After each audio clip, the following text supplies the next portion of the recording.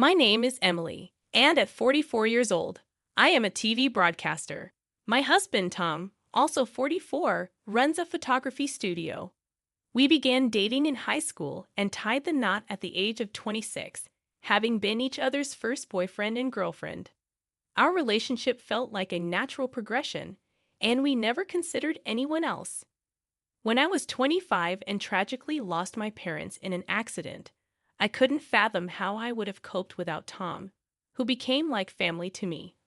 Following our marriage, Tom moved into the house my parents left me, and I felt a sense of security and warmth, surrounded by the memories of my parents and Tom.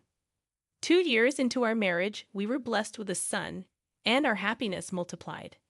Tom proved to be an ideal husband, sharing responsibilities for household chores and child care seamlessly, making our lives as a working couple more manageable. However, my mother-in-law, Jen, did not share the same appreciation for Tom's involvement in domestic tasks. A decade ago, an incident unfolded when our son started elementary school. Jane, who lived about 30 minutes away, began visiting more frequently to assist with picking up our son after school. This was necessary as after-school care ended earlier than our work hours, and Jane's help became invaluable. Around the same time, my father-in-law, Steve, had retired and was at home, though he couldn't contribute to household chores. Jane, being a traditional housewife, disapproved of Tom taking charge in the kitchen. She would mutter comments like, "A man shouldn't be in the kitchen," or express disbelief, saying, "Our generation would never imagine such a thing." During my initial visit to Tom's parents' house, Jane suggested I should quit my job, emphasizing her belief that women should be housewives.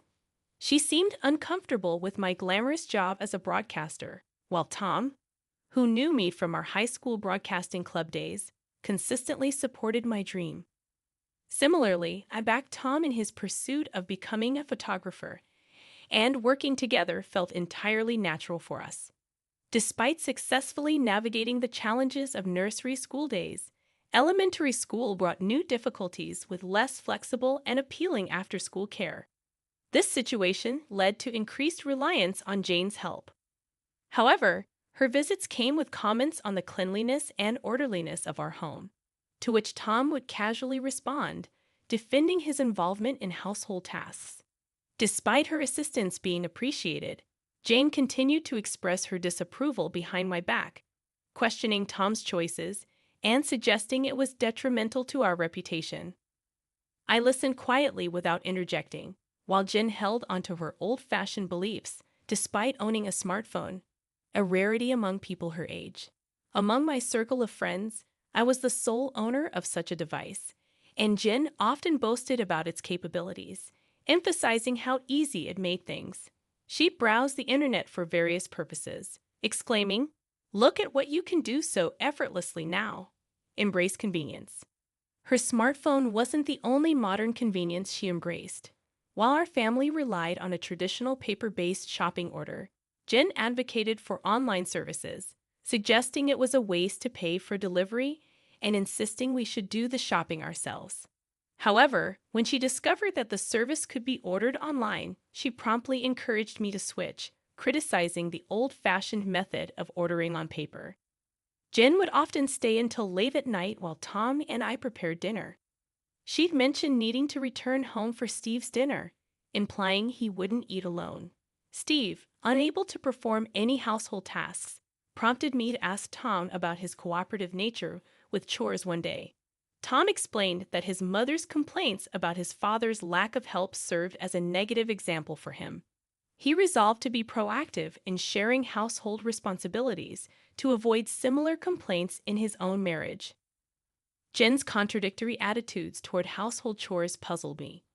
She seemed amused that her son, raised in an environment where chores were shared, actively participated, while she resented her husband's lack of involvement. I couldn't comprehend her satisfaction criteria, but I suspected she found solace in complaining. To maintain peace, I chose to keep my distance as much as possible during those times. I never imagined Jen would feel so trapped that she'd resort to something as extreme as selling our house without consent. That summer, my company offered me a rare opportunity to participate in a sports broadcast at the World Championship overseas, which felt like a well-deserved reward for my hard work. It was an opportunity I couldn't let slip by, so I immediately discussed it with Tom. He, occupied with various commitments, expressed willingness to help but was unsure about managing our son John alone while juggling his responsibilities. Listening in, Jin offered to take care of things at home during my absence, despite my reservations based on past experiences, and with no one else to rely on, I reluctantly entrusted my son to her care. Although we contemplated having Tom and John stay at Tom's parents' place, the logistics of commuting to school made it impractical. Hence, Jin decided to stay at our house during weekdays to look after John. After successfully completing my broadcasting work abroad and feeling both exhausted and relieved to return to the U.S., I arrived home on a weekday afternoon, lugging a heavy suitcase. To my surprise, Jane greeted me eagerly at the entrance, as if she had been anticipating my arrival. Just as I was about to express my gratitude for taking care of the house, she dropped a bombshell. The house had been sold for $300,000, and she intended to claim the full amount. My fatigued mind struggled to comprehend her words at first. This was our house, our home. I questioned her in disbelief, only to receive a confident affirmation from her gleaming eyes. Stunned and confused, I reiterated that we owned the house, but Jane burst into laughter, accusing me of lying and insisting that there was a registration certificate in my name. Faced with her unwavering stance and feeling utterly perplexed, I realized the conversation was going nowhere. I decided to shift the conversation to ease my heart, but the tension lingered. "Why are you selling what belongs to both of us?" I inquired, trying to reason calmly. "If it's mine, it's Tom's too, and consequently ours." As her bloodshot eyes met mine, a sense of unease crept over me. "To build a new house," she declared, her tone resolute. "A house for you and Tom, where he won't need to lift a finger for household chores. I've always felt sorry for him." Her words sent a chill down my spine. A new house, exclusively for Tom and me? The notion left me bewildered. "But why?" I asked, trying to grasp her reasoning. "Because," she explained, "I taught Tom not to engage in such tasks, and I won't allow him to do them in the future." Her conviction was unwavering, driven by a distorted understanding of our marital dynamics. Piecing together the puzzle, I realized that Jen's perspective stemmed from a misunderstanding. Tom's simple declaration of the house belonging to me had been misconstrued. She believed Tom's involvement in household chores was a deviation from his desires, fueled by his residence in my home. Moreover, I learned that Steve's retirement had brought financial strain, exacerbating their insecurities about their rented apartment. In desperation, they opted for the unthinkable, selling our home. "But this isn't just mine, and Tom finds it normal to share household responsibilities." I protested, hoping to reason with her. Jen dismissed my words as falsehoods, accusing me of distorting reality to suit my narrative. Though I wanted to point out her role in the situation, I needed clarity first. "Where did you sell it?" I pressed, attempting to understand the extent of her actions. "To AA Real Estate," she disclosed, citing an easy online process and a convincing offer. They assured me it was the right decision, given the high demand in the area. Her words stung as I realized the magnitude of her actions. Selling a 20-year-old house for $300,000 seemed like a windfall, but the consequences were far-reaching. Gratitude was the last thing on my mind amidst the turmoil her decision had caused. "Didn't I find a good real estate company?" I excitedly shared with Jane, having researched and located a seemingly suitable one online. However, my attempts to contact them proved futile as there was no answer. Questioning Jane about her visit to the real estate company's address, she responded nonchalantly, "No, I didn't go." "You don't need to do that nowadays." Determined to verify the legitimacy of the real estate company, I insisted, "Go to this address tomorrow, or we won't discuss this any further." Reluctantly, Jane left, And the next day, she called me in tears. It's not there? The real estate company doesn't exist at the address. There's only a dilapidated wooden house, seemingly uninhabited. I was astonished by her foolishness and couldn't help but burst into laughter upon her return. She explained that during my absence, she discovered a house registration certificate in my name, assuming she could sell the property. She had contracted a real estate agent who shamelessly assured her that it was fine to proceed, even if she wasn't the owner, as long as she possessed the certificate.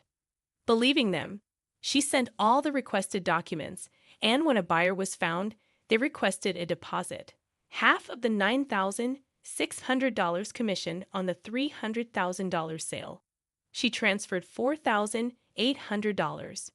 Realizing the gravity of the situation, I called the police, and 2 officers arrived at our house.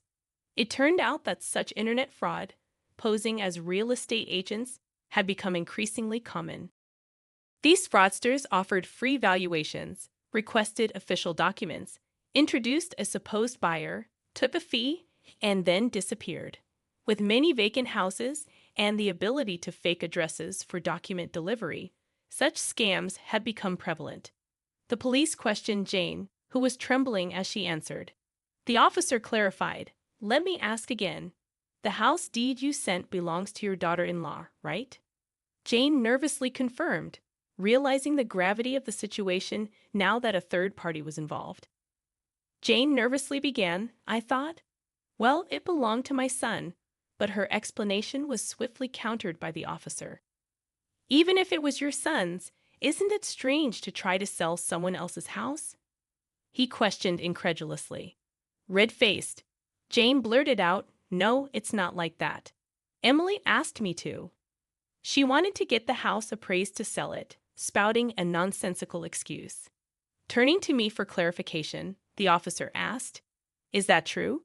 I simply replied, "No, I didn't ask for that." The officer, unsure of whose testimony to believe, eventually seemed to trust me over my visibly distressed Jane. She says she didn't ask for it. You shouldn't sell things on your own, madame. Normally, this wouldn't even be possible. This is just outrageous, he lectured, and Jane bit her lip, looking down in silence.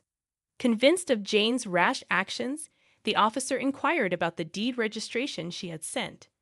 When she replied in a faint voice, "No, it was the original," the officer was even more astounded. Looking at me, he asked, "Will you file a theft report?" I answered, "No, that document is invalid now. Actually, this house has already been sold to someone else. When we saw it, we could do so just with the registration identification information. The law had changed, so the deed registration wasn't needed.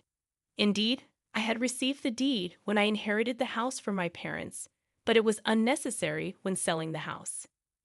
Jane, unaware of this, thought that deed meant I still owned the house. Normally, real estate agents would request or retrieve a copy of the deed themselves for verification, but fraudsters didn't need such details. After the embarrassment, she looked at me resentfully and muttered, "Why didn't you sell the house?"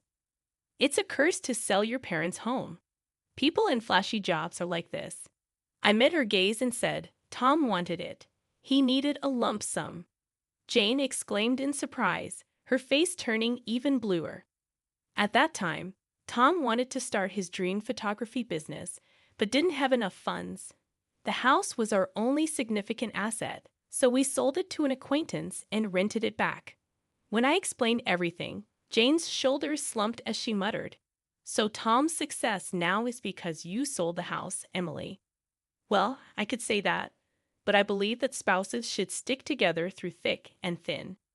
"We're in this together," I responded. Upon hearing this, Jane suddenly began to cry bitterly. "I wanted to work too," she sobbed, her voice choked with frustration. "My husband can't do anything, even now after his retirement. He does nothing. What has my life been for?" Her litany of complaints against T continued, leaving the police officer struggling to complete the report. Ultimately, the fraud report was filed. But even after 10 years, the culprits have not been caught, and it's unlikely that the money will ever be recovered. Following the incident, Steve became vigilant over Jan's actions and took over all financial control, denying her any access to money. Whenever she needed something, she had to request it from him and would be given cash. "It's so suffocating," Jane complained to Tom, who reminded her that she brought it upon herself. Now with no disposable income, she works through senior job listings and currently teaches the elderly how to use smartphones. She's well regarded for her ability to empathize with the struggles of older learners. Steve, perhaps due to his pride, found senior jobs unsuitable and quit soon after starting, providing no income. Nowadays, Jen is busier, often leaving Steve with household duties as she goes out. Interestingly, he's taken an interest in cooking and is getting quite good at it. The roles in Tom's parents' house have reversed, but both seem to have found new fulfillment.